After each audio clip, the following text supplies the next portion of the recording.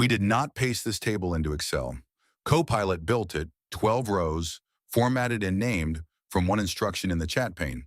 This is Copilot in Excel, and it now takes actions on your spreadsheet, checks its own work, and asks you to approve. The ground rules first. Copilot reads the open sheet, and it works best when your data is a proper Excel table with clear headers, not a loose range.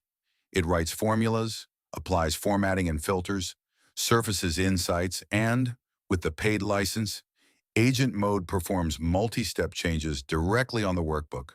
After building our fictional project table, it reported back.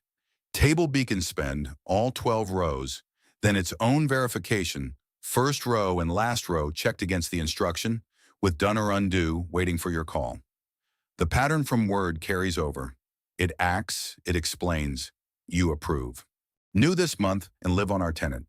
The model picker at the top of the pane, auto by default, and a list including OpenAI's GPT-5.5 and 5.6, and Anthropic's Claude Opus 4.7 and 4.8. Which models you see depends on what your admin has enabled. Now one ask that would normally be 2 jobs. Add a variance column, actuals minus budget, and highlight in red any row more than 10% over budget. Watch it do both, sped up a little over 2 times. The formula filled the whole column correctly, and exactly 1 row turned red. The long lead equipment line, 17.8% over. The same overspend our Analyst episode found in this data from the other direction. 3 rules that keep Excel Copilot reliable. Format your data as a table before you ask, with clear headers in row 1. State thresholds and formats explicitly, 10% over budget, red highlight, named column, and treat done or undo as a review step, not a formality.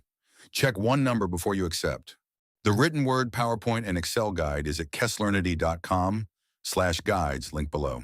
This matches the live product as of July 22nd, 2026, and the description gets a note when Microsoft changes it. Next in the series, Copilot in Teams.